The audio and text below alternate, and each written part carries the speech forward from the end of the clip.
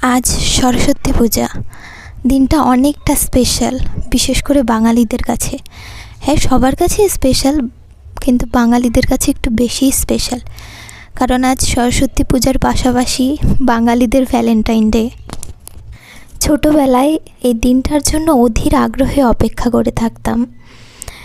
Sari select করা, সেই শাড়ির সঙ্গে ম্যাচিং করে কানের চুড়ি মালা এসব কেনা, ভোরবেলা উঠে হলুদ দিয়ে স্নান করা, শাড়ি পরে অঞ্জলি দিতে যাওয়া, তারপরে সব বন্ধু বান্ধবীরা মিলে স্কুলে খিচুড়ি খাওয়া।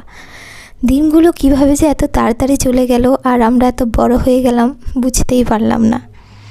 এখন যখন ছোট ছোট বাচ্চাদের শাড়ি পরে সেজেগুজে রাস্তা দিয়ে যেতে দেখি, তখন নিজের অতীতের দিনগুলোর কথা খুব মনে পড়ে যায়। যেহেতু আজকে সরস্বতী পূজা আর সরস্বতী একজন নারী, তো নারীকে নিয়েই আজকে কিছু কথা বলি। আমরা নারী, কথাতেই আছে আমরা সবই পারি।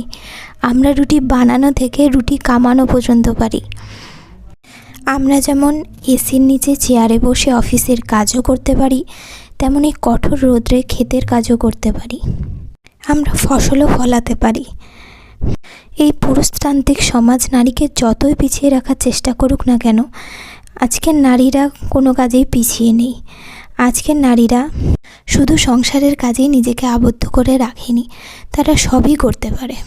আর আমি যে একজন নারী, আমি এতে খুবই খুশি, আমি খুবই গর্ববোধ করি।